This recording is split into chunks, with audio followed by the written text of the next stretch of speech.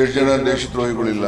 ಏನು ಅಲ್ಲಿ ಪಾಕಿಸ್ತಾನದಿಂದ ಬಂದಿದ್ರ ಅಥವಾ ಆಫ್ಘಾನಿಸ್ತಾನದಿಂದ ಮುಸ್ಲಿಮರು ಬಂದಿದ್ರ ಗಾಂಧಿ ಸಾಯಿಸಲಿಕ್ಕೆ? ಒಂದು ವೇಳೆ ಏನೋ ಒಂದು ಆಗ್ಬಿಟ್ಟು ಹೈಕಮಾಂಡ್ ನಿರ್ಧಾರ ಮಾಡ್ಬಿಡ್ತು, ಡಿ ಕೆ ಶಿವಕುಮಾರ್ ಅವರು ಮುಖ್ಯಮಂತ್ರಿ ಮಾಡಿಬಿಟ್ರೆ ಅನ್ಕೊಳ್ಳಿ, ನಿಮ್ಮ ಅಭಿಪ್ರಾಯ ಏನು? ಹೈಕಮಾಂಡ್ ಹೇಳಿದ್ಮೇಲೆ ಕೇಳ್ಬೇಕಲ್ಲ. ಈ ಮಧ್ಯೆ ಭಗವಂತನಿಗೂ ಭಕ್ತನಿಗೂ ಗೊತ್ತಿದೆ ಅಂತ ಹೇಳಿ ಶಿವಕುಮಾರ್ ಹೇಳ್ತಾರಲ್ಲ, ಹಂಗೆ ಅದ್ಯಾವುದೋ 2.5 ವರ್ಷದ್ದು ಭಗವಂತನಿಗೆ ಭಕ್ತನಿಗೆ ಗೊತ್ತು. ಅದ್ರಲ್ಲಿ ಭಗವಂತ ಯಾರು ಭಕ್ತ ಯಾರು ಅಂತ ಗೊತ್ತಿಲ್ಲ. ಇದು ಡಿ ಕೆ ಶಿವಕುಮಾರ್ ಹೋಗಿ ಬಂದ್ರು, ಸುಮ್ಮನೆ ಏನಾಯ್ತು ಅಂತ ಏನು ಹೇಳಿಲ್ಲ. ಹೋಗೋರು ಅವ್ರವರು 128 ಗೊತ್ತಾಯ್ತು. ಅವ್ನು ಬರೀ ಪಾಲಿಟಿಷಿಯನ್ ಅಲ್ಲ, is a great business man. ಅವ್ರ ದೇಶದಲ್ಲಿ 2ನೇ ಸಾಹುಕಾರ. ಅದೇ ನಿಮ್ ಬಗ್ಗೆ ಯಾರು ಇಟ್ಟಿದ್ದಾರೆ ಅಂತ. ಆದ್ರೆ ನಮ್ಗೆ ಆಗದೆ ಇರುವಂತವ್ರು ಬೇರೆ ಎಲ್ಲ ಬಿಟ್ಬಿಟ್ಟು ಇದನ್ನ ಮಾತ್ರ ಅವ್ರಿಗೆ ಹೇಳ್ಬಿಟ್ಟು ಅಸಮಾಧಾನ ಉಂಟು ಮಾಡಿದ್ರೆ ಅದಕ್ಕೆ ನಾನೇನ್ ಮಾಡಕ್ಕಾಗಲ್ಲ. ನಾನು ಅವಕಾಶ ಕೇಳಿದ್ದೀನಿ, ಅವಕಾಶ ಕೊಡಿದ್ರೆ ಬೇಡ ಹಾಗೆ ಇರ್ತೀನಿ. ಆದ್ರೆ ಕಾಂಗ್ರೆಸ್ ಪಾರ್ಟಿ ಎಲ್ಲಾ ಜಾತಿಯವ್ರನ್ನು ಚೀಫ್ ಮಿನಿಸ್ಟರ್ ಮಾಡಿದೆ, ಎಕ್ಸೆಪ್ಟ್ ದಲಿತರು ಬಿಟ್ರೆ. ಒಂದ್ ಕಡೆ ಕೋಪ ಇದೆಯಾ ದೇವೇಗೌಡ ಮೇಲೆ? ಯಾರಿಗೆ? ನನಗೆ ಕೋಪ ಇಲ್ಲ, ಅವ್ರ ನಡವಳಿಕೆ ಮೇಲೆ ಕೋಪ. 13ನೇ ತಾರೀಕು 3 ಗಂಟೆಗೆ ತೀರ್ಮಾನ ಮಾಡಿ ಸೋಸ್ಬೇಕು ಮುತ್ಕುನಿಗೆ ಅಂತ. ಕಬ್ಬಣ ತಟ್ಟೋಕೆ ರಾಜಣ್ಣವರು ಸುತ್ತಿ ಹಿಡ್ಕೊಂಡು ಕಾಯ್ತಾ ಇದ್ದಾರೆ. ಹಾಗೆ ತಟ್ಟಿರಲ್ಲ, ಕಬ್ಬಣ ಕಾಯಿಸ್ತಾ ಇದೀವಿ. ಕಾಯಿಸ್ತಾ ಇದ್ದೀರಾ? ಕಾಯಿಸ್ತಾ ಇದ್ದೀವಿ ನಾವು. ಕಾಯಿಸಿದ್ರೆ ಆಮೇಲೆ ತಟ್ಟೋರು ಇನ್ನೊಬ್ರು ಇರ್ತಾರೆ.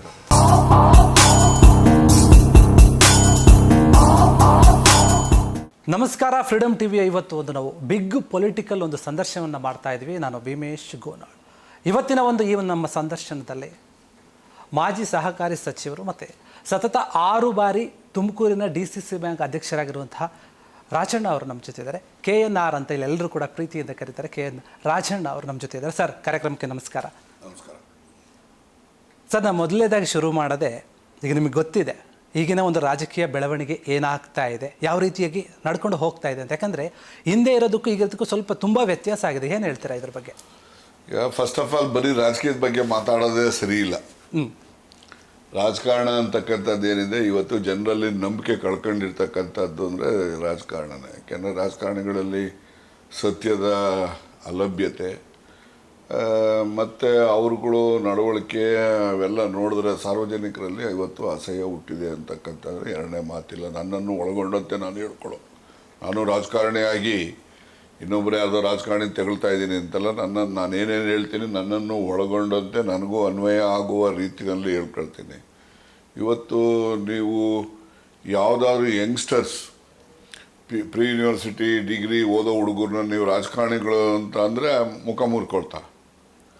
ಈವನ್ ನೀವು ಈಗ ಬೆಂಗಳೂರಲ್ಲಿ ಕೆಲವು ಸ್ಕೂಲ್ಸ್ ಇದ್ದಾವಲ್ಲ, LKG UKGಗಳು ಮತ್ತು ಫಸ್ಟ್ ಸ್ಟ್ಯಾಂಡರ್ಡ್ ಸೆಕೆಂಡ್ ಇದು ಅಂದರೆ, ನಾನು ಒಂದು ಸಣ್ಣದು ಉದಾಹರಣೆ ನಿಮ್ಗೆ ಹೇಳ್ತೀನಿ. ಅವರು ನನ್ನಂಗೆ ದೊಡ್ಡ ಪಾಲಿಟಿಷಿಯನ್ನೇ ಇದ್ದಾರೆ. ಅವ್ರ ಮಗ ಚಿಕ್ಕ ಹುಡುಗ, ಇನ್ನೂ ಚಿಕ್ಕ ಹುಡುಗ ಅಂದರೆ ಅವನು may be around 14-15 years old. ಅವರು ಸ್ಕೂಲ್ಗೆ ರೆಡಿಯಾಗಿ ಅವ್ರ ತಾಯಿ ಆಚೆ ಕರ್ಕೊಂಬಂದರು ಹೋಗೋದಕ್ಕೆ. ಅವ್ರ ತಾಯಿ ಹೇಳಿದ್ರು, you meet mister Rajanna, is your dad's close friend ಅಂತ ಹೇಳಿದ್ರು. ಓಕೆ ಓಕೆ ಓಕೆ ಅಂತ ಹೇಳಿದ್ರು. ಆ ನಂತರ ಆರ್ ಯು ಎ ಪೊಲಿಟಿಷಿಯನ್ ಅಂದ ಅವರು. Yes, I am a politician. I hate politicians ಅಂತ ಅವರು. ಆ ವಯಸ್ಸಲ್ಲಿ ನನ್ನ ಮುಂದೆನೆ ಆರ್ ಯು ಎ ಪೊಲಿಟಿಷಿಯನ್ ಅಂತ ಅವ್ರ ತಾಯಿ ಸಾಕ್ಷಿ. ಆರ್ ಯು ಎ ಪೊಲಿಟಿಷಿಯನ್ ಅಂತ ಕೇಳ್ದೆ ನನಗೆ. Yes, I am a politician, I hate politicians ಅಂತ. ಆವಾಗ ಅವ್ರ ತಾಯಿ ಅವ್ರಿಗೆ ಹೇಳಿದ್ರು, your father is also a politician, are you going to hate your father ಅಂತ ಅಯ್ಯಮ್ಮ ಗಡ್ಸಾಗಿ ಅವನ ಮಗನಿಗೆ ಹೇಳಿದ್ರು. ಅವನ ಮಗ ಏನು ಹೇಳಿದೆ, yes, I hate my father also ಅಂತ. ಎಷ್ಟರ ಮಟ್ಟಿಗೆ ಪ್ರಭಾವ ಅಂದರೆ ನಾನು ಅವನ ಅಭಿಪ್ರಾಯಕ್ಕೆ ವಿರೋಧ ವ್ಯಕ್ತಪಡಿಸ್ತಿಲ್ಲ. ಆ ವಯಸ್ಸಿನ ಮಕ್ಕಳು ಆ ಅಭಿಪ್ರಾಯ ಮೂಡಿಸ್ಕೊತಾರೆ ಅಂದರೆ ಆ ಶಾಲೆಯಲ್ಲೆಲ್ಲ ಮಾತಾಡ್ಕೊತಾರೆ ಹುಡುಗರು. ಇವನೊಬ್ಬಂದೇ ಅಲ್ಲ, ಅದು ಒಬ್ಬಂದೇ ಆಗ್ಲಿಕ್ಕೆ. ಯಾಕೆಂದರೆ ಆ ಮಕ್ಕಳಲ್ಲಿ ಆ ರೀತಿಯಾಗಿ ಭಾವನೆ ಬರ್ತವೆ ಅಂದರೆ ಅವನ ಸರೌಂಡಿಂಗ್ಸ್ ಇರೋ ಹುಡುಗರುಗಳು ಎಲ್ಲ ಆ ರೀತಿ ಮಾತಾಡಿರ್ತಾರೆ. ಆ ಮಾತಿನ ಹಿನ್ನೆಲೆಯಲ್ಲಿ ಆ ಅಭಿಪ್ರಾಯ ಮೂಡಿಸ್ಕೊಂಡಿರ್ತಾನೆ. ಅಂದ್ರೆ that was in the year 20 years back. ನಾನು ಹೇಳ that was the opinion given by that boy 20 years back. You imagine today's position. ಅವಾಗ ಹೆಂಗಂದ್ರೆ ಈಗ ಅದಕ್ಕಿಂತ ಜಾಸ್ತಿ ಆಗ್ಬಿಟ್ಟಿದೆ. ಹಾಗೆ ನಾವು ಮಾತಾಡ್ತಿದ್ರೆ ಬರೀ ರಾಜಕಾರಣ ಮಾತಾಡೋದೇನೋ ನನಗೇನೋ ಅದು ಸಮಂಜಸ ಅನ್ನೋದಿಲ್ಲ. ಏನೋ ನೀವು ರಾಜಕಾರಣದ ಬಗ್ಗೆನೇ ಪ್ರಶ್ನೆ ಕೇಳಿ ಅದ್ರ ಬಗ್ಗೆನೇ ಟೆಲಿಕಾಸ್ಟ್ ಮಾಡಿದ್ರೆ ನಿಮಗೆ ಏನೋ ಮನಸ್ಸಿಗೆ ತೃಪ್ತಿ ಆಗ್ಬೋದೇನೋ. ಆದರೂ ಕೂಡ ಎರಡು ಮಾತು ಹೇಳ್ತೀನಿ ರಾಜಕಾರಣದ ಬಗ್ಗೆ. ಇದು ಪ್ರೆಸೆಂಟ್ ಡೇ ಪಾಲಿಟಿಕ್ಸ್ ಇನ್ ಕರ್ನಾಟಕ, ಇದು ಈಗ ಎಲ್ಲಿನವರೆಗೆ ಕಾಂಗ್ರೆಸ್ ಹೈಕಮಾಂಡ್ ಪಕ್ಷ ಈ ಪವರ್ ಶೇರಿಂಗು ಮತ್ತು ಕ್ಯಾಬಿನೆಟ್ ರೀಶಫಲ್ಲು ಇವೆಲ್ಲ ಏನು ಚರ್ಚೆಗಳು ಮಾಧ್ಯಮದಲ್ಲಿ ರಾಜಕಾರಣಗಳ ಬಾಯಲ್ಲಿ ಕಾಂಗ್ರೆಸ್ ಲೀಡರ್ಗಳ ಬಾಯಲ್ಲಿ ಬರ್ತಾ ಇದ್ದಾವೆ, ಇದಕ್ಕೆಲ್ಲ ಅವರು ತೆರೆ ಎಳಿಬೇಕು. They should declare, they should. ಈಗ ನೋಡಿ, ಉದಾಹರಣೆಗೆ ಮೋದಿ ಅವ್ರ ಬಗ್ಗೆ 75 years ಆದಮೇಲೆ ಈ ವಿಲ್ ಗೋ ಫಾರ್ ಮಾರ್ಗದರ್ಶಕ್ ಮಂಡಲ್, ಈ will not continue as prime minister ಅಂತ ಗೊಂದಲ ಇತ್ತು. ಭಾಗವತ್ ಹೇಳಿದ್ರು ಇವ್ರಿಗೆ ಅದು ಅನ್ವಯ ಆಗೋದಿಲ್ಲ ಅಂತ ಹೇಳಿದ್ರು, ಅವ್ರಿಗೂ ಕೂಡ ಆಗಲ್ಲ ಅಂತ ಹೇಳ್ದಂಗೆ ಆಯ್ತು. ಯಾಕಂದ್ರೆ ಅವ್ರಿಗೂ ಕೂಡ ನನಗೂ ಇಲ್ಲ ಅವ್ರಿಗೂ ಇಲ್ಲ ಅನ್ವಯ ಆಗೋದಿಲ್ಲ ಅಂತೇಳಿ ಎಸ್ ಕ್ಲಿಯರ್ ದ ಡೌಟ್ ಅಲ್ವಾ. ಹಾಗೆ ಈಗನೂ ಅಷ್ಟು ಇದೇನು ನಡೀತಾ ಇದೆ, ಎಷ್ಟು ಜಾಗ್ರತೆ ಹೈಕಮಾಂಡ್ನಲ್ಲಿ ಇದ್ರ ಬಗ್ಗೆ ಕ್ಲಾರಿಫೈ ಮಾಡ್ತಾರೆ ಅಷ್ಟು ಪಕ್ಷಕ್ಕೆ ಒಳ್ಳೇದು. ಬಟ್ ಅಂದರೆ ಸರ್, ಈಗ ಈ ಮೋದಿ ಅವ್ರ ವಿಚಾರದಲ್ಲಿ ಹಿಂಗಾಯ್ತು, ಬಟ್ ಯಡಿಯೂರಪ್ಪ ಅವ್ರ ವಿಚಾರದಲ್ಲಿ ಯಾಕೆ ಹಂಗಾಗಲಿಲ್ಲ ಅಂತ ಅವ್ರನ್ನ ಇಳಿಸ್ಬಿಟ್ರಲ್ಲ ವಯಸ್ಸು. ಆಯಿತು, ಯಡಿಯೂರಪ್ಪನ ಬಿಡ್ರಿ, BJP ಪಾರ್ಟಿಗೆ ಏನಾದರೂ ಕೂಡ ಬೇಸನ್ನು ಕ್ರಿಯೇಟ್ ಮಾಡಿಕೊಟ್ಟವನು ಅದ್ವಾನಿ. ರಥಯಾತ್ರೆ ಮಾಡಿ ಅವ್ರು ಜೈಲಿಗೆ ಹೋಗಿ ಇವ್ರುಗಳಿಗೆಲ್ಲ ಇವತ್ತು ಅಧಿಕಾರದಲ್ಲಿ ಇವರೆಲ್ಲ ಅನುಭವಿಸ್ತಾ ಇದ್ದಾರೆ ಅಂದರೆ ಬಟ್ ಫಾರ್ LK ಅದ್ವಾನಿಜಿ. ಅವ್ರನ್ನ ಸೈಡ್ ಲೈನ್ ಮಾಡೋಕ್ಕೆ 75 ವರ್ಷ ಮಾರ್ಗದರ್ಶನ ಮಂಡಲ್ ಅಂತ ಕಳಿಸ್ಬಿಟ್ರು ಅವ್ರಿಗೆ ಮುರಳಿ ಮನೋಹರ್ ಜೋಶಿಗೆ ಇವನ್ನೆಲ್ಲ ಕಳಿಸಿದ್ರು. ಅವ್ರಿಗೆಲ್ಲ ಅಪ್ಲೈ ಆಗಿದೆ, ಯಾರಿಗೆ ಬೇಕಿಲ್ವೋ ನಮಗೆ ಅದಕ್ಕೆ ಅಪ್ಲಿಕಬಲ್, ಯಾರು ನಮಗೆ ಬೇಕೋ ಅವ್ರಿಗೆ ಎಕ್ಸಾಮ್ಷನ್. ಅನುಕೂಲಕ್ಕೆ ತಕ್ಕಂತೆ ಅನುಕೂಲ ಸಿಂಧು ಅದರಲ್ಲಿ ಏನು ಅನುಮಾನ ಇಲ್ಲ. ಇಂಥ ಉದಾಹರಣೆಗಳು ಇದಾವಲ್ಲ. ಸೊ ಇರ್ಲಿ ಬಿಡಿ, ಅದಕ್ಕೋಸ್ಕರನೇ ನಾವು ಹೇಳೋದಕ್ಕೂ ನಡವಳಿಕೆ ಮಾಡೋದಕ್ಕೂ ಕೂಡ ರಾಜಕಾರಣಿಗಳ ಬಾಯಲ್ಲಿ ಬರೋ ಮಾತುಗಳು ಕೂಡ ಅಜಗಜಾಂತರ ವ್ಯತ್ಯಾಸ ಇರ್ತದೆ. ಅದಕ್ಕೋಸ್ಕರನೇ ಜನ ವಿಶ್ವಾಸ ಕಳ್ಕೊಳ್ತಾರೆ. ಇದು ನೂರಾರು ನಿದರ್ಶನಗಳನ್ನು ಕೊಡಬಲ್ಲ, ಅದು ಇದು ಒಂದು ಅಂತಷ್ಟೇ. ಈಗ ದಿನನಿತ್ಯ ನೀವು ನೋಡ್ತಾ ಇದ್ದಾರೆ, ನಾವು ಕೂಡ ಪ್ರತಿ ಸಲ ಕೇಳೋದು, ನೀವು ಅದ್ರ ಬಗ್ಗೆ ಹೇಳೋದು, ನಿಮಗೂ ಕೂಡ ಬೇಜಾರಿಗೆ ಏನು ಬರೀ ಇದನ್ನೇ ಕೇಳ್ತಾರೆ ಅಂತ ಒಂದು ವಿಚಾರ ಇದೆ. ಅದು ಯಾಕಂದರೆ ನವಂಬರ್ ತಿಂಗಳು ಏನಾಗುತ್ತೆ ನೀವು ಕೂಡ ಹೇಳಿದರೆ, ಕಾಯಿರಿ ನೀವು ಕಾದು ನೋಡ್ರಿ, ಯಾಕೆ ಮಾತಾಡ್ತೀರಾ ಸುಮ್ಮನೆ ಗೊತ್ತಿಲ್ಲ ಅಂತ ನೀವು ಹೇಳಿದರೆ. ಬಟ್ ಎಲ್ಲೋ ಒಂದು ಕಡೆ ಸುಳಿವು ಕೊಡ್ತಾ ಇದ್ದಾರೆ ಕೆಲವರು ಏನಿದ್ದಾರೆ ಮಂತ್ರಿಗಳು, ಈಗಿರೋಂಥ ಪ್ರೆಸೆಂಟ್ ಅವರು ಅವರೇ ಹೇಳ್ತಾ ಇದ್ದಾರೆ ಓಪನ್ ಆಗಿ, ನನ್ನ ಕೇಳಿದರೆ ರಾಜೀನಾಮೆ ಕೊಡಿ ಅಂದ್ರೆ ನಾನು ಕೊಡ್ತೀನಿ ಅಂತ ಅವರೇ ಹೇಳ್ತಾರೆ. ಯಾಕೆ ಹೇಳ್ತಿದ್ದಾರೆ ಅಂತ? ರಾಜೀನಾಮೆ ಅವರು ಕೊಡಬೇಕು, ಇನ್ನೊಬ್ನು ಕೊಡಬೇಕು. High command is supreme in national party. ನೀವು ಒಪ್ತೀರಾ ಅವ್ರ ನಿರ್ಧಾರಗಳನ್ನ, ಹೈಕಮಾಂಡ್ ನಿರ್ಧಾರಗಳನ್ನ? ಎಲ್ಲೋ ಒಂದ್ ಕಡೆ ಎಡುತ್ತಾ ಇದ್ದಾರೆ ನೋಡಿ, ಸರಿಯೋ ತಪ್ಪೋ, it is inevitable. Everyone should agree with them. That is the tendency of the national political party. High command they are all very powerful ಇರ್ತಾರೆ. ಸರಿ, ಎಲ್ಲರೂ ಅಷ್ಟೇ. ಈಗ ಯಾರಾದರೂ ಒಬ್ಬರು ಮಾತು, ಈಗ ನನಗೂ suppose A and B they are calling each other for something ಅಂತ ಅಂದಾಗ, whatever high command decides that has to be applicable to both the people should agree. ಇಲ್ಲ ನಾನು ಡಿಸಗ್ರಿ ಅಂತ ಅಂದರೆ ಡಿಫ್ರೆನ್ಸಸ್ ವಿಲ್ ಕಂಟಿನ್ಯೂ ಅಲ್ಲ. ಎಲ್ಲರೂ ಒಂದು ಕಡೆ ಡಿಫ್ರೆನ್ಸಸ್ ಶುಡ್ ಎಂಡ್. ಸೊ ಅದರಿಂದ we must go by the directions of the high command that is there in all the political parties in India. ಹೌದು, ಹೈಕಮಾಂಡ್ಗೆ ಬೆಲೆ ಕೊಡಬೇಕು ನಾವು, ನಿಜ. ಆದರೆ ಹೈಕಮಾಂಡ್ ಕೂಡ ಎಲ್ಲರ ವಿಚಾರದಲ್ಲಿ ಕೂಡ ಒಂದೇ ಥರ ನಡ್ಕೊಂಡ್ರೆ ಚೆನ್ನಾಗಿರುತ್ತೆ. ಒಬ್ಬೊಬ್ಬರಿಗೆ ಒಂದು ರೀತಿಯ ತಾರತಮ್ಯ ಯಾಕೆ ಅಂತ ಇದು ನೋಡಿ, that is up to the high command. ನಾವು ಅದನ್ನು ಅವ್ರೇನು ತೀರ್ಮಾನ ತಗೊಳ್ತಾರೋ ಪ್ರಶ್ನೆ ಮಾಡೋದಕ್ಕೆ ಆಗೋದಿಲ್ಲ. ಹೈಕಮಾಂಡ್ ನಿರಂತರವಾಗಿ ತಪ್ಪು ಮಾಡ್ತಾನೆ ಹೋದರೆ then people will teach them a lesson ಅಷ್ಟೆ.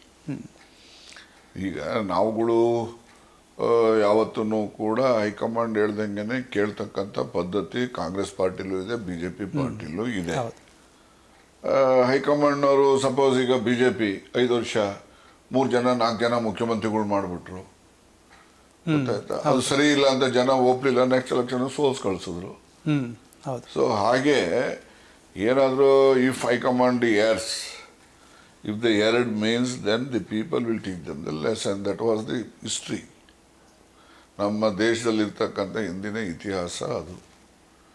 ಹಾಗಾಗಿ ಈಗ ಬಂಗಾರಪ್ಪನವ್ರು ಚೀಫ್ ಮಿನಿಸ್ಟರ್ ಇರೋ ಕಾಲದಲ್ಲಿ ವೀರೇಂದ್ರ ಪಾಟೀಲರು, ಬಂಗಾರಪ್ಪ, ವೀರಪ್ಪ ಮೊಯ್ಲಿ ಹಾಗೆ ಎಲ್ಲ ಬದಲಾವಣೆಗಳು ಮಾಡಿದ್ರು. ಆಮೇಲೆ ಸೋತರು ಕಾಂಗ್ರೆಸ್ನವರು.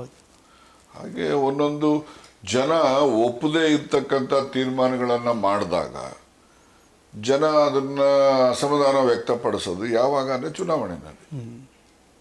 ಆದ್ದರಿಂದ ಏನು ಮಾಡೋಕ್ಕಾಗಲ್ಲ. Political parties, high command, they are at ಇದು decision making, their decision is binding on everybody. ಅವ್ರು ಏನಾದ್ರು ತಪ್ಪು ಮಾಡಿದ್ರು ಅಂದರೆ ಆ ತಪ್ಪನ್ನು ಯಾರೂ ಹೇಳೋಕ್ಕಾಗಲ್ಲ. ಅದಕ್ಕೆ ಜನ ಉತ್ತರ ಕೊಡ್ತಾರೆ ಚುನಾವಣೆಯಲ್ಲಿ ಅಷ್ಟೇ.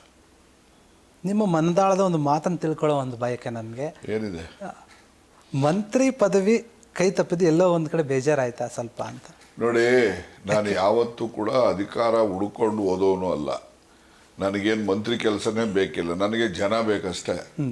ನಾವು ಜನಗಳು ಏನನ್ನ ನಮ್ಮಿಂದ ನಿರೀಕ್ಷೆ ಮಾಡ್ತಾರೆ, ನಾವು ಆ ನಿರೀಕ್ಷೆಯಂತೆ ಅವ್ರಿಗೆ ಸಮಾಧಾನ ಆಗೋ ರೀತಿ ನಡ್ಕೋಬೇಕು. ಆ ಮೂಲಕ ಜನರು ವಿಶ್ವಾಸ ಗಳಿಸ್ಬೇಕು. ಜನರ ವಿಶ್ವಾಸ ಇಸ್ ಪ್ಯಾರಮೌಂಟ್. ನಾವು ಅದಕ್ಕೆ ಸರಿಸಮಾನವಾದಂಥದ್ದು ಯಾವುದೂ ಇಲ್ಲ. ಸಾಕು ನನಗೆ ಅಷ್ಟೇ. ನನಗೇನು ಈಗ ಜನರ ವಿಶ್ವಾಸ ಗಳಿಸೋದು ಅಂತ ಅಂದರೆ, ನಿಮಗೆ ಉದಾಹರಣೆ ಹೇಳಬೇಕಂದ್ರೆ, ನಾನು ನಾನು ಬ್ರಾಟಪ್ ಹಿಯರ್ ಇನ್ ತುಮಕೂರು ತಾಲೂಕು, ಗೊತ್ತಾಯ್ತಾ? ಅದು ನಾನು ಮಧುಗಿರಿಗೆ ಹೋಗಿ ಕಂಟೆಸ್ಟ್ ಮಾಡಿದ್ದೆ. ಏನೋ ಅದು ಒಂದು ಎಸ್ ಟಿ ರಿಸರ್ವ್ ಇದ್ದರೆ ಹೋಗಿ ಕಂಟೆಸ್ಟ್ ಮಾಡಿದ್ರೆ ಯಾರು ಎಲ್ಲಿ ಬೇಕಾದ್ರೂ ಕಂಟೆಸ್ಟ್ ಮಾಡಿಬಿಡ್ತಾರೆ. ಈಗ ನಮ್ಮ ಶಶಿ ಫಿಲಮ್ ಆ್ಯಕ್ಟ್ರು ಹೋಗಿ ಚಳ್ಳಕೆರೆ ಕಂಟೆಸ್ಟ್ ಮಾಡೋರು ಅವ್ರು ಹೇಳೋದು. ಹಾಗೆ ರಿಸರ್ವ್ ಕಾನ್ಸ್ಟಿಟ್ಯೂನ್ಸಿ ಇದ್ದರೆ ಯಾರು ಎಲ್ಲಿ ಬೇಕಾದ್ರೂ ಹೋಗಿ ಕಂಟೆಸ್ಟ್ ಮಾಡಿಬಿಡ್ತಾರೆ. ಜನರಲ್ ಕಾನ್ಸ್ಟಿಟ್ಯೂನ್ಸಿನಲ್ಲಿ ಹೋಗಿ ಇನ್ನೊಬ್ಬ ಅಲ್ಲಿ ಕಂಟೆಸ್ಟ್ ಮಾಡಬೇಕು ಅಂದರೆ ಅವನಿಗೆ ಅಲ್ಲಿ ಸ್ಥಳೀಯವಾದಂಥ ಜಾತಿ ಬಲ ಇರಬೇಕು, ಇದು ದುಡ್ಡಿನ ಬಲ ಇರಬೇಕು. ಎರಡೂ ಇಲ್ಲದೆ ಇದ್ದಾಗ ಬೇರೆ ಕಾನ್ಸ್ಟಿಟ್ಯೂನ್ಸಿಗೆ ಯಾರೂ ಹೋಗಲ್ಲ. ಅದರಲ್ಲೂ ಕೂಡ ಒಬ್ಬ ಎಸ್ ಟಿ ರಿಸರ್ವ್ ಕಾನ್ಸ್ಟಿಟ್ಯೂನ್ಸಿ ನಾನು ಜನರಲ್ ಕಾನ್ಸ್ಟಿಟ್ಯೂನ್ಸಿಗೆ ಹೋಗಿ ಕಂಟೆಸ್ಟ್ ಮಾಡ್ತೀನಿ, ಜನ ನಮಗೆ ಪ್ರೀತಿಸ್ತಾರೆ, ವಿಶ್ವಾಸ ವ್ಯಕ್ತಪಡಿಸ್ತಾರೆ, ಆಶೀರ್ವದಿಸ್ತಾರೆ ಅಂದರೆ ಅವರ ವಿಶ್ವಾಸ ನಮ್ಮ ಮೇಲೆ ಇರೋದಕ್ಕೆ, ಅವ್ರ ವಿಶ್ವಾಸ ಗಳಿಸುವಂಥ ಕೆಲಸ ನಾವು ನಿರಂತರವಾಗಿ ಮಾಡಿರೋದಕ್ಕೆ ಅದರಿಂದ ಸಾಧ್ಯ ಆಗಿದೆ. ಇಲ್ಲ ಅಂದ್ರೆ ಸುಮ್ಮನೆ ಸುಮ್ಮನೆ ನಂಬಲ್ಲ, ಯಾರನ್ನೂ ನಂಬೋದು ಇಲ್ಲ, ಸುಮ್ಮನೆ ವೋಟ್ ಹಾಕ್ತಾರೆ. ಅದು ಜನರಲ್ ಕಾನ್ಸ್ಟಿಟ್ಯೂನ್ಸಿನಲ್ಲಿ ಒಬ್ಬ ರಿಸರ್ವ್ ಕ್ಯಾಂಡಿಡೇಟ್ಗೆ ಹೇಳಿ ನೋಡೋಣ, ಸಾಧ್ಯನೇ ಇಲ್ಲ. ಆದರೂ ಕೂಡ ಸಾಧ್ಯ ಇಲ್ಲದೆ ಇದ್ದದನ್ನ ಸಾಧ್ಯ ಮಾಡಿದ್ದಾರೆ ನಮ್ಮ ಕ್ಷೇತ್ರದ ಜನ. ಅವ್ರಿಗೆ ನಾವು ಅಭಾರಿಯಾಗಿ ಜನನೇ ಮಾಡಿದ್ದಾರೆ. ಅಲ್ಲಲ್ಲ, ನಾವು ಜನ ಮಾಡಿದ್ದಾರೆ, ನಾವು ಅವ್ರ ಋಣ ತೀರಿಸ್ಬೇಕಲ್ಲ, ಅವ್ರಿಗೆ ಅಭಾರಿಯಾಗಿರ್ಬೇಕಲ್ಲ ನಾವು. ನೀವೇನು ಜನಕ್ಕೆ ಕೆಲಸ ಮಾಡಿದ್ರು ಆ ಜನ ಅದಕ್ಕೆ ಪ್ರತಿಯಾಗಿ ನಿಮ್ಮನ್ನು ತಂದು ಕೂರಿಸಿದ್ದಾರೆ ಆ ಒಂದು ಸ್ಥಾನಕ್ಕೆ. ಎಕ್ಸಾಕ್ಟ್ಲಿ. ಅಂತಿಮವಾಗಿ ಯಾರಪ್ಪ ನಮಗೆ ಬೆಂಬಲ, ಸಪೋರ್ಟು, ಅಧಿಕಾರ, ಐಶ್ವರ್ಯ ಅಂದರೆ ಅಲ್ಟಿಮೇಟ್ಲಿ ಪೀಪಲ್ ಓನ್ಲಿ. ಅವರೇ ನಮಗೆ ಸರ್ವಸ್ವ. ಅದು ನಂಬಿ ರಾಜಕಾರಣ ಮಾಡೋದು ನಾನು. ಜನ ನಂಬಿ ರಾಜಕಾರಣ ಮಾಡೋದು. ಜನರನ್ನು ನಂಬಿದ್ದೀರಾ. ನೀವು ಒಂದು ಕೈ ತಪ್ಪು ಹೋದ್ಮೇಲೆ ಕೂಡ ನಿಮ್ಮ ಅಧಿಕಾರ ನೀವು ಯಾವುದೇ ರೀತಿ ಬೇಜಾರಾಗಲಿಲ್ಲ. ಬಟ್ ಆದರೆ ಎಲ್ಲೋ ಒಂದು ಕಡೆ 1% ಆದ್ರೂ ನೋವಿರಬೇಕಲ್ಲ ಸರ್? ನನಗೆ ನೋವೇ ಇಲ್ಲ. I am very very happy. ಯಾಕೆ ಗೊತ್ತಾ, ಯಾವಾಗಲೂ ಕೂಡ ಜನ ರಾಜಣ್ಣ ಒಳ್ಳೆಯವರಪ್ಪ, ಒಳ್ಳೆ ಕೆಲಸಕಾರ, ಒಳ್ಳೇದು ಮಾಡ್ತಾನೆ ಅನ್ನೋವಾಗ ಹೋಗ್ಬಿಟ್ರೆ ನಮಗೆ ಆ ಮೆಮೊರೀಸ್ ಇರ್ತದೆ. ನಾವು ಅಲ್ಲಿ ಮಾಡಬಾರ್ದು ಮಾಡಿ, ತಪ್ಪು ಮಾಡಿ, ಒಂದಷ್ಟು ದುಡ್ಡು ಹೊಡ್ಕೊಂಡು ತಪ್ಪುಗಳು ಮಾಡಿ ಆಚೆ ಬಂದರೆ ಯಾವತ್ತು ತೊಲಗೋದ್ನಪ್ಪ ನನ್ನ ಮಗ ಅಂತ ಬೈಕಂತಾರೆ, ಗೊತ್ತಾಯ್ತಾ? ಇವತ್ತು ನಮ್ಮ ಇಲಾಖೆನಲ್ಲಿ ನಾನು 2 ವರ್ಷ ಇದ್ದರೂ ಕೂಡ ಯಾವನಾರ ಒಬ್ಬ ಅಧಿಕಾರಿ, ಯಾರೇ ಆಗಲಿ, ನಾನು ನೋಡಿರೋನು, ನೋಡದೇ ಇರೋನು, ಪರಿಚಯ ಯಾವನೇ ನಮ್ಮ ಇಲಾಖೆನಲ್ಲಿ ಒಬ್ಬ ಅಧಿಕಾರಿ ಇಲ್ಲಪ್ಪ ಮಂತ್ರಿ ಸರಿ ಇಲ್ಲ ಅಂತ ಒಬ್ಬ ಹೇಳ್ಬಿಟ್ರೆ ನಾನು ರಾಜಕೀಯದಿಂದ ನಿವೃತ್ತಿ ಆಗ್ಬಿಡ್ತೀನಿ. ಅಷ್ಟು ಕಾನ್ಫಿಡೆಂಟ್ ಇದೆ ನಿಮಗೆ? 100%. ನೀವು ಯಾರನ್ನೋ ಒಬ್ಬರು ಇಂಟರ್ವ್ಯೂ ಮಾಡಿ ಹೇಳಿಬೇಕಾದ್ರೆ, how was Rajanna when he was the minister, ಹೇಗೆ ನಿಮಗೇನು ಅನಿಸುತ್ತೆ ಅಂತ ಯಾರನ್ನಾರು ಕೇಳಿ, ಎನಿ ಆಫೀಸರ್. ನಿಮ್ಮ ಬಗ್ಗೆ ಬೇರೆಯವ್ರನ್ನ ಕೇಳೋದಕ್ಕಿಂತ ನಿಮ್ಮ ಅಭಿಮಾನಿಗಳು ಏನಿದ್ದಾರೆ, ಬೆಂಬಲಿಗರು ಏನಿದ್ದಾರೆ, ಅವರೇ ಹೇಳ್ತಿದ್ದಾರೆ ನಮ್ಮ ನಾಯಕರಿಗೆ ಮತ್ತೆ ಸ್ಥಾನ ಕೊಡಬೇಕಂತ. ಕೂಗಿ ಏನು ಕೇಳಿಬಾರೆ, ಅದರಲ್ಲೇ ಗೊತ್ತಾಗುತ್ತೆ ನಿಮ್ಮ ವ್ಯಕ್ತಿತ್ವ ಏನು, ನೀವು ಎಂಥ ರಾಜಕಾರಣ. I am not for ministership, ತಿಳ್ಕೊಂಬಿಡಿ. ಬಟ್ ನಿಮಗೆ ಅವಶ್ಯಕತೆ ಇಲ್ಲ. ಬಟ್ ನಿಮ್ಮ ಜನರಿಗೆ ನಮ್ಮ ಒಂದು ನಾಯಕ ಒಳ್ಳೇದು ಮಾಡ್ಬೇಕನ್ನೋ ಭಾವನೆ ಇದೆ, ಅವ್ರಿಗೆ ಬೇಕಂತ ಕೇಳ್ತಿದ್ದಾರೆ. ಅವ್ರಿಗೆ ಏನು ಹೇಳ್ತೀರಾ? ಅವರಿಗೆ ಅವರ ಅಭಿಮಾನ, ಅವರ ಒಂದು ಮಾತಿಗೆ ನಾವು ಏನು ಹೇಳೋಕ್ಕಾಗೋದಿಲ್ಲ. I should say thanks to him ಅಷ್ಟೇ, ಗೊತ್ತಾಯ್ತಾ? ಆ ಥರ ಜನಗಳು ಹೆಚ್ಚು ಇದ್ದಾರೆ, ಇದರಲ್ಲೇನು ಅನುಮಾನ ಇಲ್ಲ. ಆ ರೀತಿ ಸಂಖ್ಯೆ ಇನ್ನೂ ಹೆಚ್ಚಿಸ್ಕೋಬೇಕು ಅನ್ನೋದು ನನ್ನ ಅಭಿಲಾಷೆ ಹೊರತು ಮಂತ್ರಿಗಿರಿ ಪಡಿಬೇಕು ಅನ್ನೋ ಅಭಿಲಾಷೆ ಅಲ್ಲ. ಒಂದು ಜನರ ಪ್ರೀತಿ ಮಾತ್ರ ಬೇಕು ಅಷ್ಟೇ. ನೋಡಿ, ಯಾವಾಗಲೂ ಮನುಷ್ಯನಿಗೆ ನಾವು ಸತ್ತೋಗ್ತೀವಲ್ಲ, ಸತ್ತೋದ್ಮೇಲೆ ನಮ್ಮ ಹೆಸರು ಮಾತಾಡ್ತಾರೆ, ಅಂದರೆ ನಮ್ಮ ಹೆಸರು ಶಾಶ್ವತವಾಗಿರ್ತದೆ. ಆ ರೀತಿ ನಮ್ಮ ನಡವಳಿಕೆ ಇರಬೇಕಷ್ಟೇ. ಸತ್ತ ಮೇಲೆ ಎಷ್ಟೋ ಜನದ್ದು ಹೆಸರು ಗೊತ್ತಿಲ್ಲ, ಮರ್ತೇ ಬಿಡ್ತಾರೆ ಜನ.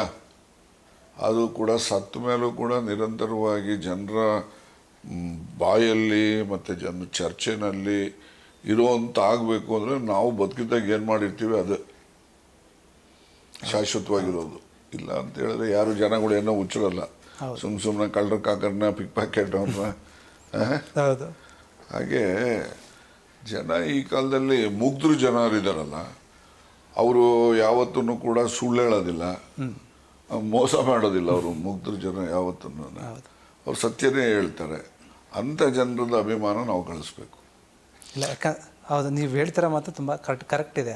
ಬಟ್ ಯಾಕಂದರೆ ಎಲ್ಲೋ ಒಂದು ಕಡೆ ರಾಜಣ್ಣ ಅವರು ಅಂತಂದರೆ ಬೇರೆಯವ್ರ ಥರ ಅಲ್ಲ, ಅವರು ಸೇಮ್ ಆಪ್ತರಾಗಿದ್ದರೂ ಕೂಡ ಅವ್ರದ್ದೇ ಆದಂಥ ಒಂದು ಏನು ನೇರ ನುಡಿಗಳೇನಿದೆ, ಒಂದು ರೀತಿಯಲ್ಲಿ ಅವರು ಸಿದ್ದರಾಮಯ್ಯಗೆ ಹೋಲ್ತಾರೆ. ಅವ್ರು ಯಾವ ರೀತಿಯ ಸ್ವಲ್ಪ ಗರಂ ಆಗ್ತಾರೆ, ಪ್ರೀತಿಯಿಂದನೇ ಆಗ್ತಾರೆ ಅವರು ಕೂಡ. ನೀವು ಕೂಡ ಅದೇ ರೀತಿಯ ಕೆಲವೊಂದು ಟೈಮಲ್ಲಿ ರೇಗಿದ್ರು ಕೂಡ ಅದರಲ್ಲಿ ಏನೋ ಒಂದು ಕಾಳಜಿ ಪ್ರೀತಿ ಅನ್ನೋದಿರುತ್ತೆ. ಮತ್ತು ನೇರ ಮಾತುಗಳು ಆಡ್ತೀರ ನೀವು, ಯಾವುದೇ ಮುಚ್ಚುಮರೆ ಇಲ್ಲದೆ ಡೈರೆಕ್ಟಾಗಿ ಹೇಳ್ತೀರಾ. ಎಲ್ಲೋ ಒಂದು ಕಡೆ ಆ ಮಾತುಗಳು ಏನಾದರೂ ನಿಮಗೆ ಮುಳುವಾಯ್ತಾ ಅಂತ ಹೈಕಮಾಂಡ್ನಿಂದ? ನೋಡಿ, ನಾನೇನೇ ಕೆಲಸ ಮಾಡಲಿ, ಏನೇ ಮಾತಾಡಲಿ, ಅದರದ್ದು ಪರಿಣಾಮ ಪರಿಣಾಮನೋ ದುಷ್ಪರಿಣಾಮನೋ ನಾನು ಯೋಚನೆ ಮಾಡೋದಿಲ್ಲ. ಏನು ಹೇಳಬೇಕು ಅಂತ ಹೇಳಿ ದೇವ್ರು ನನಗೆ ಬುದ್ಧಿ ಕೊಡ್ತಾನೆ, ಅದನ್ನು ನಿರ್ಭೀತಿಯಿಂದ ಹೇಳ್ಬಿಡ್ತೀನಿ. ನಾಳೆ ಅಸೆಂಬ್ಲಿಗಿರಿ ಹೋಗ್ತದ ಹೋಗಲಿ, ಮಂತ್ರಿಗಿರಿ ಹೋಗ್ತದ ಹೋಗಲಿ, ಇನ್ಯಾವ ಅಧಿಕಾರ ಹೋಗ್ತದ ಹೋಗಲಿ, ಅದಕ್ಕೋಸ್ಕರ ನಾವೇನು ಹುಟ್ಟಿಲ್ಲ. ಗೊತ್ತಾಯ್ತಾ?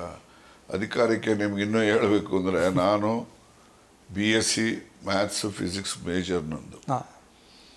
ಆ ನಂತರ ಲಾ ಮಾಡಿದ್ದವನು ನಾನು. 10 ವರ್ಷ ನಾನು ಪ್ರಾಕ್ಟೀಸ್ ಮಾಡಿದ್ದು ಕ್ರಿಮಿನಲ್ ಸೈಡಲ್ಲಿ. ಗೊತ್ತಾಯ್ತಾ? ಸೊ ಹೀಗೆಲ್ಲ ಇರುವಾಗ ನಾನು ಮ್ಯಾಥಮೆಟಿಕ್ಸ್ನಲ್ಲಿ, ಮೇಜರ್ ಮ್ಯಾಥಮೆಟಿಕ್ಸ್ನಲ್ಲಿ ಫಸ್ಟ್ ಕ್ಲಾಸ್ ಸ್ಟೂಡೆಂಟ್ ನಾನು. ಅಷ್ಟೆಲ್ಲ ನಾನು ಕ್ವಾಲಿಫಿಕೇಷನ್ ಇಟ್ಕೊಂಡಿದ್ದೀನಿ. ನಾನು ಎಲ್ಲರೂ ಸರ್ವಿಸ್ ಹೋಗ್ಬೋದಾಗಿತ್ತು. ಗೊತ್ತಾಯ್ತಾ? ನನಗೆ ಆಪರ್ಚುನಿಟೀಸ್ ಇತ್ತು. ಆಪರ್ಚುನಿಟೀಸ್ ಅಂದರೆ ರಿಟರ್ನ್ ಎಕ್ಸಾಮಲ್ಲಿ ನಾನು ಮಾಡ್ತಾಯಿದ್ದೆ. ನನಗೆ ಆ ಥರದಲ್ಲಿ ದೇವ್ರು ಬುದ್ಧಿ ಕೊಟ್ಟಿದ್ದ. ಆದರೆ ಆಗ ನಮಗೆ ಕ್ರಿಮಿನಲ್ ಕೇಸಸ್ ಇದ್ದವು ನಮ್ಮ ಮೇಲೆ. ಅದು 1969. ಯಾವ ಕಾರಣಕ್ಕೆ ಅಂತ ಕೇಳ್ಬೋದಾ ಸರ್? ಅದೇ ರಾಜಕೀಯದಷ್ಟೇ, ಸ್ವಂತದ್ದು ಯಾವುದಿಲ್ಲ. ನನ್ನ ಸ್ವಂತಕ್ಕೋಸ್ಕರ ಯಾವ ಕೇಸೂ ಇಲ್ಲ. ರಾಜಕಾರಣಕ್ಕೆ ಒಂದು ಸ್ಟ್ರೈಕ್ ಮಾಡ್ತೀವಪ್ಪ, ಸ್ಟ್ರೈಕಲ್ಲಿ ಕೇಸ್ಗಳು ಹಾಕ್ಬಿಡ್ತಾರೆ. ಯಾವುದೋ ಬಸ್ ಬಿಟ್ಬಿಡ್ತಾರೆ ಯಾರೋ ಹುಡುಗರು, ಸರಿ ತಗೊಂಬಂದು ನಮ್ಮನ್ನೆಲ್ಲ ಅದಕ್ಕೆ ಸೇರಿಸ್ಬಿಡ್ತಾರೆ. ಅಥವಾ ಯಾವುದೋ ಒಂದು ಏನೋ ಒಂದು ಗಲಾಟೆಗಳಾಗ್ತವೆ, ಎಲ್ಲೋ ಒಂದು ಕಡೆ ರೈಟಿಂಗ್ ಆಗ್ತದೆ, ಸುಮ್ಮನೆ ಸೇರಿಸ್ಬಿಡ್ತಾರೆ ಪೊಲೀಸ್ನವ್ರಲ್ಲಿ. ಯಾರು ಅಲ್ಲೇನು ಮಾಡ್ತಾರೆ, ಯಾರೋ 3 ಜನ ಹೆಸರು ಬರೆದ್ಬಿಟ್ಟು ಇನ್ನೂ 50 ಜನ ಅದರ್ಸ್ ಅಂತ ಬರ್ಕೊತಾರೆ.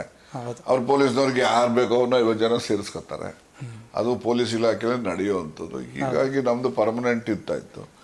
ನಮಗೆ 79 ಗುಂಡೂರಾವ್ ಚೀಫ್ ಮಿನಿಸ್ಟರ್ ಆದಾಗ ಎಲ್ಲ ಕ್ರಿಮಿನಲ್ ಕೇಸು ವಿತ್ಡ್ರಾ ಮಾಡೋರು, ಇನ್ಕ್ಲೂಡಿಂಗ್ ಎಕ್ಸ್ಟೆನ್ಷನ್ ಕೇಸು, ಅವು ಇವು ಇದ್ದವೆಲ್ಲ ಸರ್ಕಾರದಿಂದನೇ ಅದನ್ನು ವಾಪಸಾತಿ ಮಾಡೋರು. ಆಮೇಲೆ ಯಾವುದೋ ಕ್ರಿಮಿನಲ್ ಕೇಸ್ಗಳು ಇಲ್ಲ. ಅದು ಯಾವುದೋ ಒಂದು ಸಣ್ಣ ಕೇಸ್ ಬಂದಿತ್ತು, ಈ ಮುದ್ದನ್ಮೇಗೌಡರಿಗೂ ನಮಗೂ ಸೇರಿಕೊಂಡು. ಅದು ಮುದ್ದನ್ಮೇಗೌಡ MLA ಒಬ್ಬ ಪರ್ಟಿಕ್ಯುಲರ್ ಆಫೀಸರ್ಗೆ ಏನೋ ಒಂದು ಫೋನಲ್ಲಿ ಕೇಳ್ತಾರೆ. ಅವರು ಫೋನಲ್ಲಿ ಆ MLA ಮುದ್ದನ್ಮೇಗೌಡರಿಗೆ ಮನಸ್ಸಿಗೆ ಬೇಜಾರಾಗಂಗೆ ಹೇಳ್ತಾನೆ. ಈ ಮನುಷ್ಯ ಅಳ್ತಾನೆ ಅದಕ್ಕೆ. ಮುದ್ದನ್ಮೇಗೌಡರು ಹೌದು, ವೆಪ್ಟ್.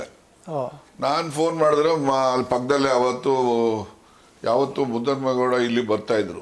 ಅವರು MLA ಇದ್ದಾಗಲೂ ಬರೋರು, ಇಲ್ಲದೆ ಇದ್ದಾಗಲೂ ಬರೋರು. ಆ ದಿವಸ ಬಂದಾಗ ನಾನು ಇರ್ತಾಯಿದ್ದೆ, ನಾನು MLA ಇರ್ತಾಯಿದ್ದೆ, MLCನೂ ಇದ್ದಾಗಲೂ ಬಂದಾಗ ಮಧ್ಯಾಹ್ನ ಊಟಕ್ಕೆ ನಮ್ಮ ಮನೆಗೆ ಬರ್ತಾಯಿದ್ದು ಇಬ್ಬರೂ. ನಾನು ನೀವು ಹೋಗೋಣ ಊಟಕ್ಕೆ ಅಂತ ಫೋನ್ ಮಾಡಿದ್ರೆ ಅಳ್ತಾವ್ರೆ. ನಾನು ಯಾಕ್ರಿ ಹೇಳ್ತಾ ಇದ್ಯಾ, ಏನು ಕತೆ? ಇಲ್ಲ ಬಿಡಿ ಸ್ವಾಮಿ, ನಮ್ಮಂಥವ್ರಿಗೆಲ್ಲ ರಾಜಕಾರಣ ಸ್ವಾಮಿ ಅಂದರು. ಈಗ ಅಂತೇಳಿ ನಮ್ಮ ಆಫೀಸ್ಗೂ ಅವ್ರ ಆಫೀಸ್ಗೂ ಒಂದು 50 ಅಡಿ ಅಷ್ಟೇ, ಇಳಿದ್ಬಿಟ್ಟಿಗೆ ಹೋದ್ರಲ್ಲಿ ಆಫೀಸು.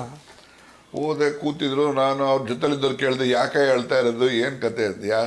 ಯಾರಿಗೆ ಫೋನ್ ಮಾಡಿದ್ರೆ? ಇಂಥವ್ರಿಗೆ. ಸರಿ ಬಾ ಹೋಗೋಣ ಅಂತೇಳಿ ನಾನು ಅವರಿಬ್ರಿಗೂ ಹೋದೋ ಅವ್ರ ಆಫೀಸ್ ತಕ್ಕೆ. ಅವ್ರ ಆಫೀಸ್ ತಕ್ಕ ಹೋದೋ. ಸರಿ, ಅವ್ರ ಜೊತೆಲಿ ಒಂದು 50-100 ಜನ ಇದ್ರು, ನಂತವ್ರು ಒಂದು 50-100 ಜನ ಇದ್ರು. ಎಲ್ಲ ಹೋದೋ ಅಲ್ಲಿಗೆ. ಆಫೀಸ್ ಚಿಕ್ಕದದು. ನಾನೇನು ಮಾಡಿದೆ, ಆಫೀಸಲ್ಲಿ ಈಗ ಅಷ್ಟು ಸಣ್ಣ ಆಫೀಸ್ಗೆ ಜನ ಹೋದ್ರೆ ದಾಂಧಲೆ ಆದಂಗೆ ಆಗ್ತಾಯಿದ್ದಿಲ್ಲ. ಎಲ್ಲನೂ ಆಚೆ ಇರಿಸ್ಬಿಟ್ಟು ನಾನು ಮುದ್ದನ್ಮೇಗೌಡ 2 ಕುರ್ಚಿಲಿ ಕೂತ್ಕೊಂಡು, ನನ್ನ ಎದುರು ಕುರ್ಚಿ ಅವ್ರ ಆಫೀಸರ್ ಕೂತ್ಕೊಂಡು, ನನ್ನ ಹಿಂದೆಗಡೆ ಇವರು ಸೇರಿದಂಗೆ ಇನ್ನೊಬ್ಬ ಸೂರ್ಯ ಅಂತ ಹೇಳಿದ್ದ. ನಾವು ಇಬ್ಬರು ಕೂತಿದ್ದೆ, ಇವರಿಬ್ರು ನಮ್ಮ ಹಿಂದೆಗಡೆ ನಿಂತಿದ್ರು. ಇವರಿಬ್ರು ಸರಿ ಏನೋ ಮಾತು ಬಂತು. ಸರಿ, ಅವ್ನಿಗೆ ಇಟ್ಕೊಂಡು ಹೊಡೆದೋ ಅವನಿಗೆ ಎಲ್ಲ ಆಯಿತು. ನಾನು ಮುದ್ದನ್ಮೇಗೌಡ ಸರಿ ಕೇಸ್ ಆಗ್ದ. ನಿಮ್ಮ ಮೇಲೆ ಕ್ರಿಮಿನಲ್ ಕೇಸ್ ನಂದು ಮುದ್ದನ್ಮೇಗೌಡ ಮೇಲೆ. ಮುದ್ದನ್ಮೇಗೌಡ ಮೊದಲನೇ ಅಪರಾಧಿ. ಅವ್ರ A1 ನಾನು A2 and 2 others names not known ಅಂತ complaint. These are the 2 persons. ಗೊತ್ತಾಯ್ತಾ? ಆಮೇಲಿಂದ ಆಯಿತು, ಅದು CODಗೆ ಹೋಯ್ತು, ಎಲ್ಲ ಆಯಿತು. ಆ ಕೇಸು FIR ಎಲ್ಲ ಆಗಿತ್ತು. ಶಿವೋಡಿಯಿಂದ ಚಾರ್ಜ್ ಶೀಟ್ ಕಳಿಸಿದ್ರು. ಮುದ್ದನ್ಮೇಗೌಡನೇ ಬಿಟ್ಬಿಟ್ಟವ್ರೆ ಕೇಸಲ್ಲಿ. ಯಾಕಂದ್ರೆ ಮುದ್ದನ್ಮೇಗೌಡ ಬುದ್ಧಿವಂತ, ದಡ್ಡ ಏನಲ್ಲ.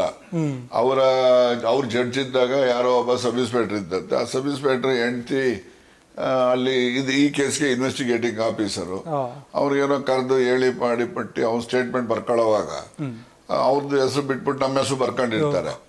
ಹಂಗ್ ಮಾಡಿ ನಮ್ಮ 3 ಜನ ಮೇಲೆ ಕೇಸ್ ಹಾಕ್ಬಿಟ್ಟಿರ್ತಾರೆ. ಅವ್ನ ಮುಂದೆ ಚೆನ್ನಾಗಿ ಯಾರಿಗೆ ಬಿಟ್ಟು ಅವ್ನು ಬಿಡಂಗಿಲ್ಲ ಅಂತ ಏವನ್ನೇ ಬಿಟ್ಟ.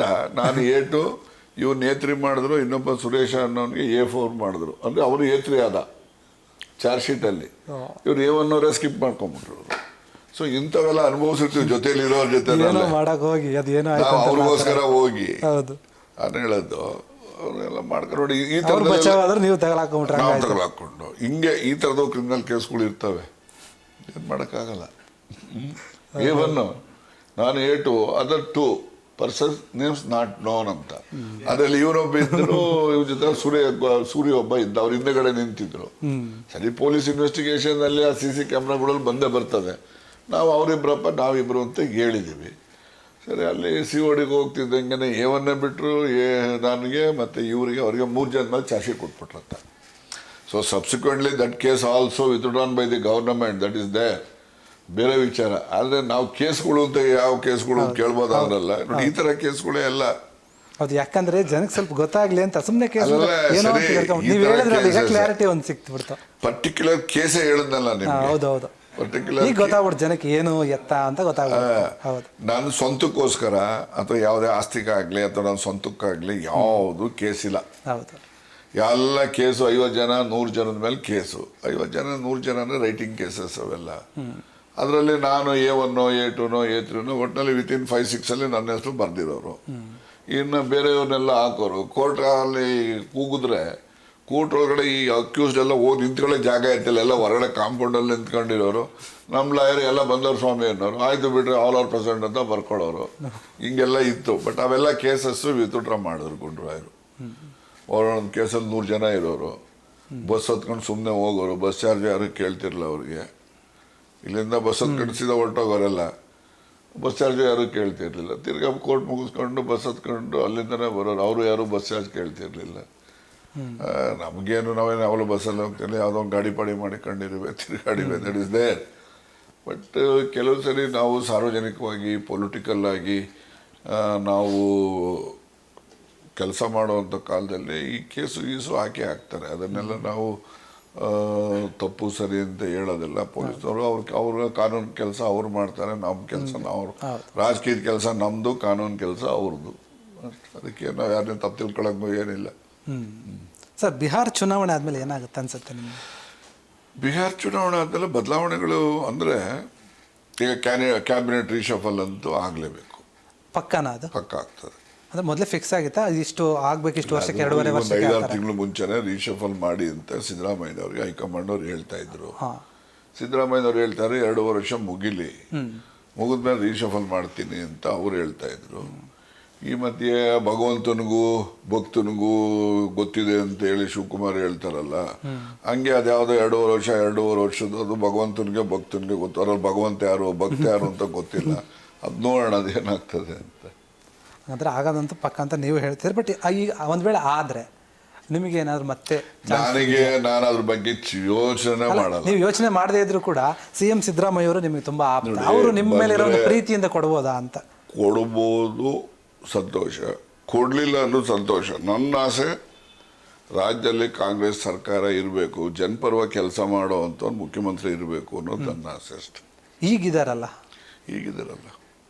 ಅವರೇ ಇದ್ರೆ ಓಕೆನಾ? ಹೌದ್ರಿ, ನೋಡಿ ಅವ್ರು ಇರೋದು ಕೆಲವೇನ್ರಿ, ಅನ್ನಭಾಗ್ಯ ಎಫೆಕ್ಟಿವ್ ಆಗಿ ಕೆಲಸ ಮಾಡಿರೋದು, ಗ್ಯಾರಂಟಿಗಳನ್ನ ಇಂಪ್ಲಿಮೆಂಟ್ ಮಾಡಿರೋದು. ಗ್ಯಾರಂಟಿಗಳಿಗೆ ಸುಮಾರು 55-60 ಸಾವಿರ ಕೋಟಿ ಒಂದು ವರ್ಷಕ್ಕೆ ಬೇಕು. ಹೊಂದಿಸ್ಬೇಕಲ್ಲ, ಸುಲಭನಾ? ಭಾಳ ಕಷ್ಟ ಇದೆ. ಈಗ ಬಜೆಟಲ್ಲಿ ಪಾಪ ಅವ್ರಿಗೆ ಒಂದೊಂದು ಸತಿ ನೋಡಿದ್ರೆ ನಮಗೆ ಅಯ್ಯೋ ಅನ್ಸ್ಬಿಡ್ತೈತೆ. ಅಷ್ಟು ತಲೆ ಕೆಡಿಸ್ಕೊತಾರೆ ಅವರು. ಈ ಗ್ಯಾರಂಟಿಗಳಲ್ಲಿ ಇದು ಏನಾಗಿದೆ, ಅಪಾತ್ರರಿಗೆ ಬೆನಿಫಿಟ್ ಕೊಡೋ ಅಂಥದ್ದು ಸ್ಕೀಮ್ ಬಂದ್ಬಿಟ್ಟವೆ. ಈಗ 1 ಲಕ್ಷ ರೂಪಾಯಿ 1.5 ಲಕ್ಷ ರೂಪಾಯಿ ಸಂಬಳ ತಗೋತಾರೆ ಹೆಣ್ಮಕ್ಳು. ವಿಧಾನಸೌಧಕ್ಕೆ ಫ್ರೀ ಬಸ್ಸಲ್ಲಿ ಬರ್ತಾರೆ. ನೋಡಿ ಅಂದರೆ ಬಡವ್ರಿಗೆ ಯೂಸ್ ಆಗಬೇಕು, ಬಟ್ ಇದ್ದಂಥವ್ರಿಗೂ ಯೂಸ್ ಆಗ್ತದೆ ಎಲ್ಲೋ ಒಂದ್ ಅದಕ್ಕೆ ನೋಡಿ, ಯಾವುದೇ ದಾನ ಧರ್ಮ ಏನೇ ಮಾಡಿದ್ರು ಅಪಾತ್ರರಿಗೆ ಅನರ್ಹರಿಗೆ ದೊರಕಬಾರ್ದು ಅನ್ನೋದು. ಅವ್ರಿಗೆ ದೊರಕೋರು ಅದಕ್ಕೆ ಬೆಲೆ ಕಡಿಮೆ. ಹೊಟ್ಟೆ ಹಸಿದವನಿಗೆ ಅನ್ನ ಸಿಕ್ಕರೆ ಮಾತ್ರ ಅವ್ನು ಖುಷಿ ಪಡ್ತಾನೆ. ಹೊಟ್ಟೆ ತುಂಬಿರೋನ್ಗೆ ಅನ್ನ ಹಾಕಿದ್ರೆ ಅಜೀರ್ಣ ಆಗಿ ಬೈಕಂತಾನೆ. ಯಾಕೆ ಕೊಟ್ಟರು, ಯಾಕೆ ಮಾಡಿದ್ರು, ಸುಮ್ಮನೆ ಏನಕ್ಕೆ ಬೇಕ್ರಿ ನೋಡಿ, ಬೇಡ ಅನ್ನೋ ತಿನ್ನಿಸ್ಬಿಟ್ಟ ಇವನು, ಯಾವನ ಹೊಟ್ಟೆ ನೋವು ಬಂದು ನನಗೆ ಅಂತಾನೆ. ಹಂಗೆ ಯಾವಾಗಲೂ ಅರ್ಹರಿಗೆ ಮತ್ತು ಯಾರಿಗೆ ಅವಶ್ಯಕತೆ ಇದೆ ಅಂಥವ್ರಿಗೆ ಅನುಕೂಲಗಳು ಆಗಬೇಕು. ಯಾರಿಗೆ ಅವಶ್ಯಕತೆ ಇಲ್ಲ ಅಂಥವ್ರಿಗೆ ನೀವು ಅನುಕೂಲ ಮಾಡಿದ್ರೆ ವೇಸ್ಟ್. ಅದು ನನ್ನ ಇದು.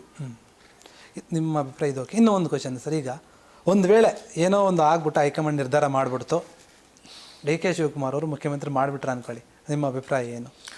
ಹೈಕಮಾಂಡ್ ಹೇಳಿದ್ಮೇಲೆ ಕೇಳಬೇಕಲ್ಲ. ಹೈಕಮಾಂಡ್ ಹೇಳಿದ್ಮೇಲೆ ಇದು ಆಗೋದಿಲ್ಲ ಅಂತ ಹೇಳೋಕ್ಕಾಗ್ತದ? ಏನೂ ಮಾಡೋಕ್ಕಾಗೋದಿಲ್ಲ. High command is supreme. High command is very supreme, very very supreme. ಆ ಥರನೇ ನಮಗೇನಪ್ಪ ಅಂದರೆ ಕಾಂಗ್ರೆಸ್ ಪಾರ್ಟಿ ಅಧಿಕಾರದಲ್ಲಿ ಇರಬೇಕು. ರಾಹುಲ್ ಗಾಂಧಿ ಜನಪರವಾಗಿ ಹೋರಾಟ ಮಾಡ್ತಿದ್ದಾರೆ. ರಾಹುಲ್ ಗಾಂಧಿ ಪ್ರಧಾನಮಂತ್ರಿ ಆಗಬೇಕು. ಯಾಕಂದರೆ ಸೋನಿಯಾ ಗಾಂಧಿ ಪ್ರಧಾನಮಂತ್ರಿ ಕೆಲಸ ಬೇಡ ಅಂತ ಮನಮೋಹನ್ ಸಿಂಗ್ ಮಾಡಿದ್ರು ಅಲ್ವಾ. ಆದರೆ ರಾಹುಲ್ ಗಾಂಧಿ ಭಾರತ್ ಜೋಡೋ ಇದು ವೋಟ್ ಚೋರಿ ಅಭಿಯಾನ ಅವು ಇವೆಲ್ಲ ಮಾಡಿದ್ದಾರೆ. ಜನಪರವಾಗಿ ಹೋರಾಟ ಮಾಡ್ತಕ್ಕಂಥ ಮನಸ್ಥಿತಿ ಇದೆ. ಅದಕ್ಕೆ ಅವರು ಪ್ರಧಾನಮಂತ್ರಿ ಆಗಬೇಕು ಅನ್ನೋದು ಕಾಂಗ್ರೆಸ್ಸಿಗರ ಅಭಿಲಾಷೆ. ಮತ್ತು ನೆಹರು ಫ್ಯಾಮಿಲಿ ರಾಜಕಾರಣದಲ್ಲಿದ್ದರೆ ಕಾಂಗ್ರೆಸ್ ಪಕ್ಷನೂ ಒಗ್ಗಟ್ಟಾಗಿರ್ತದೆ. ಇವೆಲ್ಲ ಕಾರಣದಿಂದ ಕಾಂಗ್ರೆಸ್ಸು ರಾಹುಲ್ ಗಾಂಧಿ ಅವಶ್ಯಕತೆ ಇದೆ. ಈಗ ರಾಜಣ್ಣ ಅವರು ಈಗ ರಾಹುಲ್ ಗಾಂಧಿ ಅವ್ರ ಬಗ್ಗೆ ಮಾತನಾಡಿದ್ದಾರೆ. ಆದರೆ ಹಿಂದೆ ಇದ್ದಂಥ ಒಂದು ಆರೋಪ ಏನಂದರೆ, ಎಲ್ಲೋ ಒಂದು ಕಡೆ ರಾಹುಲ್ ಗಾಂಧಿ ಅವರ ಬಗ್ಗೆ ಒಂದು ರೀತಿಯಲ್ಲಿ ವ್ಯತಿರಿಕ್ತವಾದಂಥ ಒಂದು ಮಾತು ಅಥವಾ ಅವರ ಒಂದು ಅನಿಸಿಕೆ ಹೇಳಿದ್ದಕ್ಕೆ ಅವರಿಗೆ ಈಗ ಈ ರೀತಿಯಾದಂಥ ಒಂದು ಗತಿ ಬಂದಿದೆ ಅಂತ. ಅದೇನು ಹೇಳೋದು, ನಾನು ಸ್ಟೇಟ್ಮೆಂಟ್ ಪೂರ್ತಿ ಇಲ್ಲಿದೆ, ಕೊಡ್ತೀನಿ ನಿಮಗೆ, ಓದಿ. ಫಸ್ಟ್ ಐ ಸ್ಟೇಟೆಡ್ ಆ ವೋಟ್ ಚೋರಿದು, ಆ ವೋಟರ್ಸ್ ಲಿಸ್ಟು ರಿವಿಷನ್ ಟೈಮಲ್ಲಿ ನಮ್ಮದೇ ಸರ್ಕಾರ. ಹೌದು. BLA ಅಂತೇಳಿ ನಮ್ಮ ಪಕ್ಷದಿಂದ ನಾವು ಅಪಾಯಿಂಟ್ ಮಾಡ್ತೀವಿ. ಗೌರ್ನಮೆಂಟವರು ಬೂತ್ ಲೆವೆಲ್ ಆಫೀಸರ್ಸ್ ಅಂತ ಅವ್ರು ಮಾಡ್ತಾರೆ. ನಾವು ಬೂತ್ ಲೆವೆಲ್ ಏಜೆಂಟ್ ಅಂತ ಹೇಳಿ ನಮ್ಮ ಕಾರ್ಯಕರ್ತರನ್ನ ಅಪಾಯಿಂಟ್ ಮಾಡ್ತೀವಿ. ಯಾವುದೇ ಒಂದು ವೋಟರ್ಸ್ ಲಿಸ್ಟನ್ನ ರಿವಿಷನನ್ನು ಮಾಡುವಂಥ ಕಾಲದಲ್ಲಿ ಡ್ರಾಫ್ಟ್ ವೋಟರ್ಸ್ ಲಿಸ್ಟನ್ನು ಪಬ್ಲಿಷ್ ಮಾಡಿ 1 ತಿಂಗಳು ಟೈಮ್ ಕೊಡ್ತಾರೆ ಅಬ್ಜೆಕ್ಷನ್ ಹಾಕ್ಲಿಕ್ಕೆ. ಅವಾಗ ಇವನು BLA ಏನು ಮಾಡ್ತಾ ಇದ್ದ, ಇವನು ನಮ್ಮವನು ಅದನ್ನು ಕೇಳಬೇಕಾಗಿದ್ದವನು ಯಾವನು? ಬ್ಲ್ಯಾಕ್ ಪ್ರೆಸಿಡೆಂಟ್ಗಳು, ಜಿಲ್ಲಾ ಪ್ರೆಸಿಡೆಂಟ್ಗಳು, ಇನ್ಚಾರ್ಜ್ KPCC ಉಪಾಧ್ಯಕ್ಷರು, ಕಾರ್ಯದರ್ಶಿಗಳು, ಮತ್ತು ಫೈನಲಿ ಅಧ್ಯಕ್ಷ. ಇಷ್ಟು ಜನ ಕೇಳಬೇಕಲ್ಲ ಇವರು. ವೋಟರ್ ಲಿಸ್ಟ್ ಪಬ್ಲಿಷ್ ಮಾಡಿದ್ದಾರೆ, ಅದರಲ್ಲೇನೋ ಅಬ್ಜೆಕ್ಷನ್ ಬರೋಲ್ಲ ಇದಾವೇನಪ್ಪ, ಇದ್ರೆ ಯಾವ್ಯಾವ ಇದಾವ್ರು ಏಕತರ್ರಿ ಇಲ್ಲಿ ಅಂತ ಹೇಳ್ಬೇಕಲ್ಲ. ಅದನ್ನು ನಾವು ಮಾಡಲಿಲ್ಲ. That is our fault. First ನಮ್ಮದೇ ತಪ್ಪಂತ ಹೇಳ್ತೀರಾ ನೀವು? ಅದು ಆ ಸ್ಟೇಜಲ್ಲಿ. ಸೆಕೆಂಡ್ ಸ್ಟೇಜಲ್ಲಿ ರಾಹುಲ್ ಗಾಂಧಿ ಅವರ ಗಮನಕ್ಕೆ ಹೋದ ಮೇಲೆ ಅವರು ಏನು ಮಾಡಿದ್ರು, ಇದನ್ನು ನ್ಯಾಷನಲ್ ಇಶ್ಯೂ ಮಾಡಿದ್ರು. ಮತ್ತು ಎಲ್ಲ ಪೊಲಿಟಿಕಲ್ ಪಾರ್ಟಿಯವರು ಸೇರಿ, ಕಾಂಗ್ರೆಸ್ಸನ್ನು ಸೇರಿದಂಗೆ ಎಚ್ಚರಿಕೆಯಿಂದ ಮುಂದೆ ಇರಬೇಕು. ಅದನ್ನು ಅವರು ಎಲ್ರಿಗೂ ಕೂಡ, it is an I opener for all the political party including the Congress party. ಆ ಕೆಲಸ ಮಾಡ್ತಿದ್ದಾರೆ. ಅದಕ್ಕೆ ವಿ ಹ್ಯಾವ್ ಟು ಸಪೋರ್ಟ್. ನಾನು ಅವ್ರು ಮಾಡೋದೇ ಸರಿ ಇಲ್ಲ ಅಂತ ಎಲ್ಲೂ ಹೇಳಿಲ್ಲ. ನಮ್ಮ ಪೇಪರಲ್ಲಾಗಲಿ, ನಮ್ಮ ಪೇಪರ್ ಕಟ್ಟಿಂಗ್ ಎಲ್ಲ ಕೊಡ್ತೀನಿ ಬೇಕಾದ್ರೆ. ಆದರೆ ನಮಗೆ ಆಗದೆ ಇರೋವಂಥವ್ರು ಬೇರೆ ಎಲ್ಲ ಬಿಟ್ಬಿಟ್ಟು ಇದನ್ನು ಮಾತ್ರ ಅವ್ರಿಗೆ ಹೇಳ್ಬಿಟ್ಟು ಅಸಮಾಧಾನ ಉಂಟು ಮಾಡಿದ್ರೆ ಅದಕ್ಕೆ ನಾನೇನು ಮಾಡೋಕ್ಕಾಗಲ್ಲ.